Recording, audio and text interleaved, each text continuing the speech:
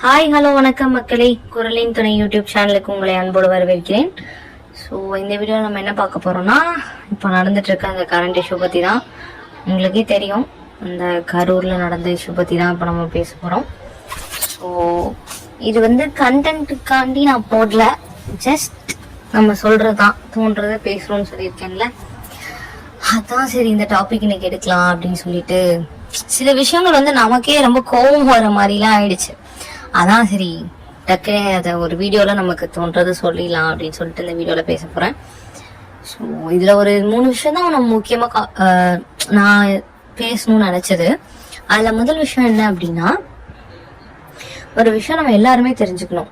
நம்ம லைஃப்ல நமக்கு நம்ம தான் ரெஸ்பான்சிபிள். வேற யாரும் நமக்காண்டி எந்த சுச்சுவேஷன்ல நிக்க மாட்டாங்க.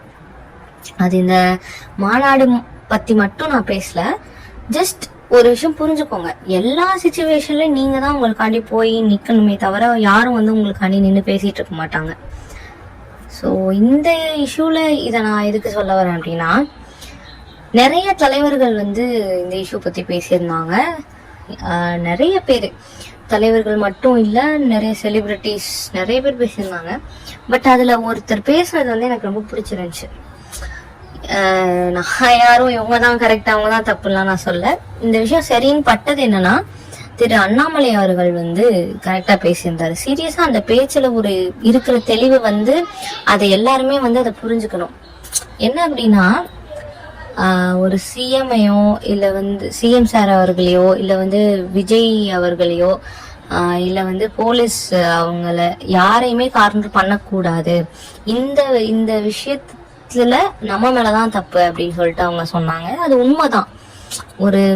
இந்த மாதிரி ஒரு மாநாடு நடக்குது, ஒரு பிரச்சாரம் பண்றாங்க, இந்த மாதிரி விஷயத்துல கூட்டம் இருக்கும் நமக்கே தெரியும்.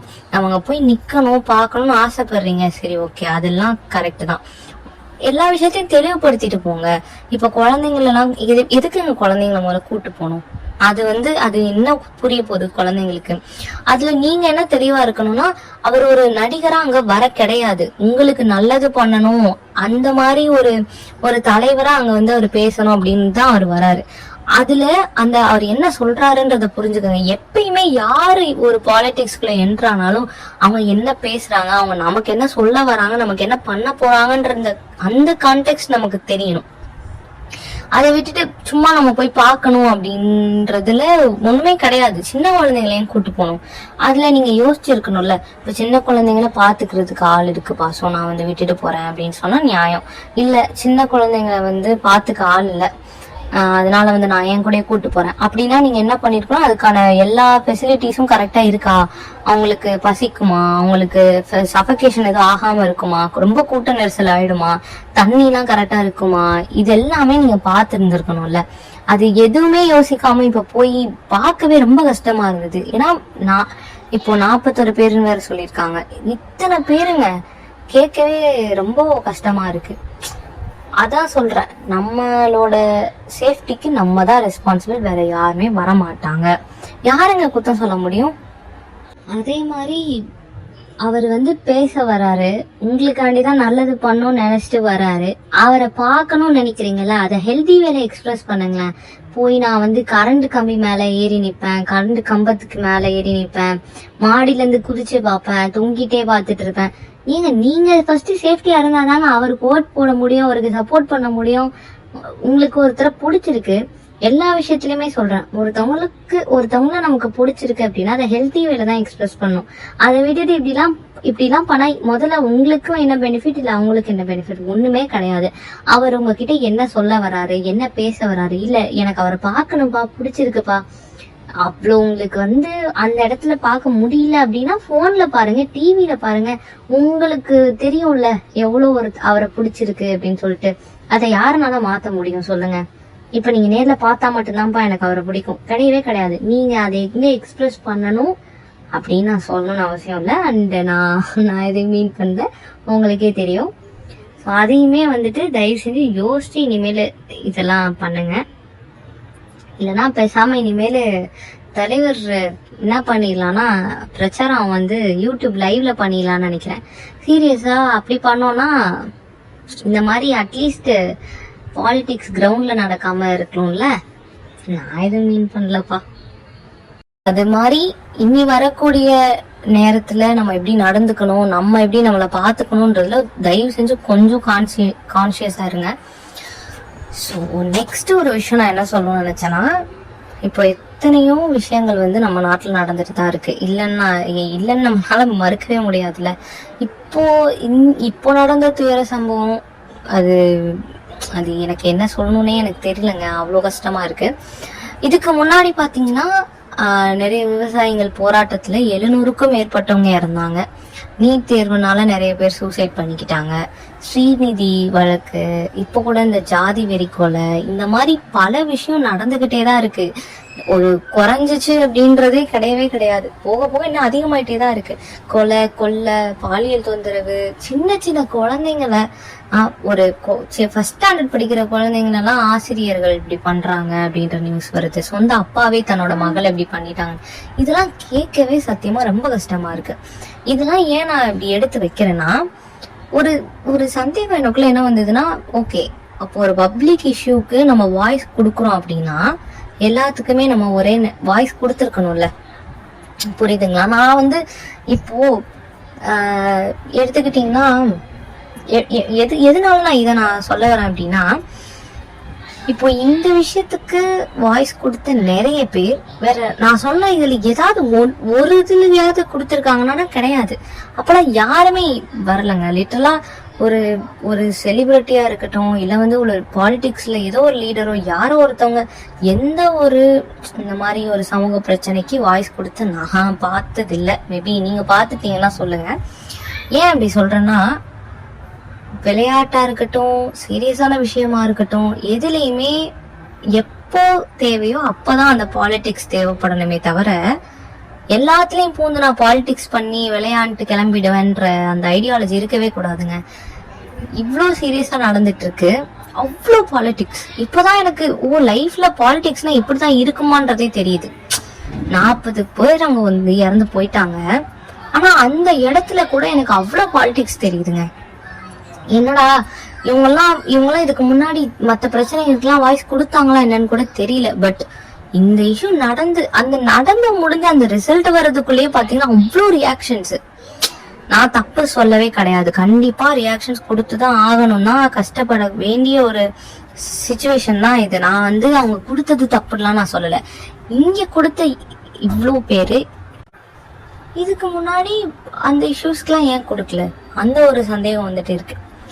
இன்னொன்னு பாத்தீங்கன்னா, சில விஷயங்கள்லாம் கேக்குறப்போ இதுதான் இந்த செகண்ட் கொஸ்டினோட தொடர்ச்சியா தான் இந்த தேர்டு மேட்ருமே நான் சொல்றேன். என்னன்னா, நிறைய பேர் சொன்னாங்க. அதுல ஒருத்தவங்க கூட இந்த மாதிரி இன்டர்வியூ கொடுத்திருந்தாங்க நியூஸ் சேனல்ல. என்னன்னா, இந்த மாதிரி நிறைய ரவுடிஸ்லாம் இந்த கூட்டத்துக்குள்ள வந்துட்டாங்க, கீழே விழுந்தவங்களெல்லாம் காலை வச்சு மிதிச்சாங்க. அப்புறம் ஒரு குறிப்பிட்ட இடத்துல அந்த குழி இருந்தது, அதுக்குள்ள வந்து 10-20 பேரை வந்து தள்ளி விட்டுட்டாங்க. அப்பதான் விழுந்தவங்களெல்லாம் அந்த மாதிரி கழுத்துல மிதிச்சிட்டாங்க அப்படின்னு சொன்னாங்க. அதே மாதிரி நான் வந்து தப்பிச்சிட்டேன், ஒருவேளை நானும் ஆம்புலன்ஸ்ல ஏறி இருந்தாலோ இல்ல அந்த ஜிஹெச்க்கு போயிருந்தாலோ நானும் இறந்திருப்பேன் அப்படின்ட்டு சொல்லியிருந்தாங்க. அது உங்க வந்து பாத்துட்டு சொல்றாங்க. என் கூட இருந்த இத்தனை ஃப்ரெண்ட்ஸ் நிறைய பேர்லாம் அந்த ஆம்புலன்ஸ்ல ஏத்தி அந்த என்ன பண்ணாங்கன்னே தெரியலங்க. அவங்கலாம் வந்து இறந்துட்டாங்கன்னு தான் நியூஸ் வந்தது. ஆனா அவங்க மயக்க நிலையில தான் இருந்தாங்க அப்படின்றாங்க. அதெல்லாம் கேக்குறப்போ இதெல்லாம் எப்படி என்னால ஒரு மாதிரி சகிச்சுக்க முடியல. சகிச்சுக்க கூட இல்ல, கரெக்டா சொன்னோம்னா ஏத்துக்க முடியல. ஏன்னா இன்னொரு விஷயம் என்ன சொன்னாங்கன்னா, இந்த மாதிரி பக்கத்திலேயே வந்து நியர்பை ஹாஸ்பிட்டல் இருக்கு, ஆனா 8 கிலோமீட்டர் தாண்டி ஜிஹெச்க்கு ஏன் கூட்டு போகணும். இந்த மாதிரி நிறைய கொஸ்டின்ஸ் இருக்கு. நீங்க ஒரு விஷயம் நோட் பண்ணீங்கன்னா உங்களுக்கே தெரியும், எப்பயுமே நமக்கு எழற இந்த மாதிரியான கேள்விகள், இந்த மாதிரியான சஸ்பீஷியஸ் கொஸ்டின்ஸ்க்கான ஆன்சர் என்னைக்குமே கிடைச்சது கிடையாது. ஒரு லீடரோட சாவா இருந்தாலும் சரி, இல்ல வந்துட்டு ஒரு நம்ம மக்களோட ஒரு இஷ்யூ நடந்திருக்கு, இல்ல வந்து இறந்துட்டாங்க, இல்ல ஒரு விபத்து ஏற்பட்டிருக்கு, இந்த மாதிரி எந்த விஷயத்துலயுமே பாலிடிக்ஸ் இன்வால்வ் ஆயிடுச்சுன்னா அதுக்கான பதில் என்னைக்குமே கிடைச்சது கிடையாது. 4 நாள் அதை பத்தி பேசுவோமா, ஒரு அஞ்சாவது நாள் வந்துட்டு ஓகேப்பா இப்படிதான் இதான் நடந்திருக்கும் அப்படின்னு நம்மளே ஒரு கன்க்ளூஷனுக்கு வந்துட்டு இருப்போம். அதுக்குள்ள பாத்தீங்கன்னா வேற ஒரு நியூஸ் வரும், அப்படியே இந்த நியூஸை போட்டு மூடி மறைச்சிட்டு போயிடுவாங்க. இது காலங்காலமா பல காலமா நடந்துட்டே தான் இருக்குது, இதை நம்ம மாத்த போறதும் கிடையாது. பட் இந்த விஷயத்துல இதை கேட்கறப்போ ரொம்ப கஷ்டமா இருந்தது. என்னன்னா இப்போ நான் ஒரு எக்ஸாம்பிளுக்கு என்ன சொல்றேன்னா, ஒரு காம்படிட்டிவ் எக்ஸாம் இருக்குன்னு வச்சுக்கோங்களேன். நீயும் படி, அவனும் படிக்க தான் போறான், இருக்கிற எல்லாரும் படிக்க தான் போறாங்க. அது யாரோட எஃபர்ட் என்ன இருக்கு அதுக்கேற்ற மாதிரிதான் ரிசல்ட் வரப்போகுது. அதுக்குன்னா நீ பார்ட்டிசிபேட்டே பண்ணக்கூடாதுடா, நான் மட்டும்தான் வரணும்னு நினைக்கிறது தப்பு இல்ல. நான் யாரையும் மீன் பண்ணலங்க, நான் ஜஸ்ட் சொல்றேன், ஒரு குட்டி ஸ்டோரி மாதிரி வச்சுக்கோங்க, அவ்வளவுதான்.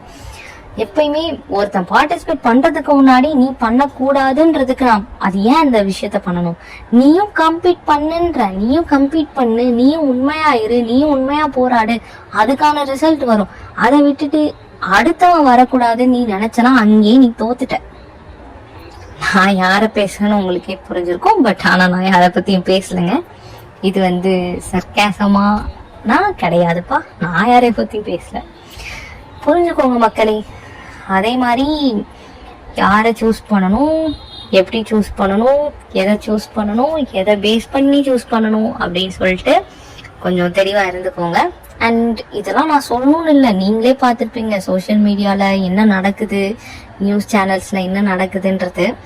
நான் செம்மங்க, நம்ம எல்லாம் ஆக்டிங்லாம் என்னங்க, இப்போலாம் என்னங்க நடிப்பு இறக்குன்னு சொல்லிட்டுலாம் நிறைய பேர் சுத்திட்டு இருக்காங்க. நியூஸ் சேனல்ல போய் பாருங்க, அந்த இஷ்யூ நடந்தப்பெல்லாம் எத்தனை நடிப்பு அரக்கர்கள் கிளம்பி வந்தாங்க நீங்க பார்க்கவே கிடையாது. அழுது இந்த மாதிரி ஒரு ஆக்டிங்லாம் சான்ஸே கிடையாது. நான் யாரையும் மீன் பண்ணலங்க. ஓகே மக்களே, இந்த வீடியோல இதுதான் நான் சொல்ல ஆசைப்பட்டேன். மூணோட கோர் கான்செப்டே இதுதான். ஒண்ணு, நம்ம சேஃப்டிக்கு நம்ம தான் ரெஸ்பான்சிபிள்னு புரிஞ்சுக்கோங்க. செகண்ட் குவெஸ்டின், இந்த விஷயத்துல ஒரு சைடை மட்டுமே நம்ம நம்ப முடியாது, கொஞ்சம் தெளிவா யோசிச்சுக்கோங்க. மூணாவது, அதுதான் முக்கியமான பாயிண்ட், என்னன்னா சூஸ் வைஸ்லி. ஓகே மக்களே, நெக்ஸ்ட் வீடியோல சந்திக்கலாம். அதுவரை உங்களிடமிருந்து விடைபெறுவது உங்களின் அன்னோன் ஃப்ரெண்ட். நெக்ஸ்ட் வீடியோல பார்க்கலாம். அண்ட் இது பத்தி ஏதாவது உங்களுக்கு அப்டேட் வேணும்னா கூட கேளுங்க. பட் ஏன் இதை பேசணும், நீ என்ன உனக்கு தெரியும்னா தெரியல எனக்கு. உங்கள ஒரு ஆளு தான் நானும், இந்த மாதிரிதான் வாய்ஸ் கொடுக்க முடியும் நம்மனால. ஜஸ்ட் யோசிங்க, நீங்க யோசிக்கிறதுல நானும் ஒரு பார்ட்டா எடுத்துட்டு போறேன், அவ்வளவுதான். சப்ஸ்கிரைப் பண்ணிக்கோங்க, ஷேர் பண்ணிக்கோங்க. ஏதாவது அப்டேட்ஸ் வேணும்னா நோட்டிஃபிகேஷன் கிளிக் பண்ணி வச்சுக்கோங்க. அண்ட் வேற ஏதாவது உங்களுக்கு தெரிஞ்சுக்கணும், இல்லை வேற ஏதாவது கண்டென்ட் பத்தி வீடியோ போடணும் அப்படின்னா கமெண்ட் போட்டு விடுங்க. அண்ட் பாய் பாய் மக்களே, லவ் யூ மக்களே. நெக்ஸ்ட் வீடியோல சந்திக்கலாம். பாய் பாய். திட்டமிட்டு அவங்க ரவுடி பசங்களை உள்ள விட்டுட்டாங்க. உள்ள விட்டுட்டு ஸ்ப்ரே அடிச்சிருக்காங்க, மயக்கம் வரதுக்கு ஸ்ப்ரே அடிச்சிருக்காங்க. ஸ்ப்ரே அடிச்சு எல்லாம் மயக்கம் போட்டு ஒவ்வொருத்தரும் விழுக ஆரம்பிச்சிட்டாங்க. விழுதுன்னா அந்த ரவுடி பசங்க எல்லாத்தையுமே தள்ளுறாங்க. நாங்க கண்ட்ரோல் பண்ற அளவுக்கு ஸ்டெடியா நிக்கிற அளவுக்கு அங்க இல்ல, எல்லாத்தையுமே தள்ளுறாங்க. நாங்கெல்லாம் ஒரு 10 பேரு அந்த ஒரு புலி இருக்கு அந்த தெருவுல ஸ்டார்டிங்லயே, அந்த புலிகளை தள்ளிட்டாங்க எங்களெல்லாம். கொத்தோட அப்படியே சாயிறாங்க, 2 சாயிறாங்க, கழுத்துல வச்சு கால் வச்சு மிதிக்கிறாங்க. ஆமா, ஒரே காரணம், ஜிஹெச் போனா என்னையும் முடிச்சு விட்டு போறாங்க. தெளிவா சொல்றேன், ஆம்புலன்ஸ்ல என்ன ஏத்தி இருந்தாங்கன்னா அன்னைக்கே என்னோட கதை முடிச்சிருப்பாங்க. இப்ப போனவங்க எல்லாருமே ஆம்புலன்ஸ்ல எனக்கு நீ சொன்ன வரைக்கும் என் ஃப்ரெண்ட்ஸுங்க எல்லாம் சொல்லியிருக்காங்க, ஆம்புலன்ஸ்ல எனக்கு தெரிஞ்சவங்களே நிறைய பேர் உயிரோட தான் ஏத்திருக்காங்க, மயக்கத்துல தான் ஏத்திருக்காங்க. ஆம்புலன்ஸ்ல ஏதோ பண்ணியிருக்காங்க, இல்லைன்னா ஹாஸ்பிட்டல்ல இவங்க கட்சி மூலியமா ஏதோ பண்ணியிருக்காங்க. அவங்க எல்லாருமே எல்லாம் மயக்கத்துல தான் போயிருக்காங்க. ஆம்புலன்ஸ்ல ஏதோ நடந்திருக்கு. நான் போயிருந்தாலும் எனக்கு ஏதோ நடந்திருக்கும், நான் இங்க நின்று பேசியிருக்க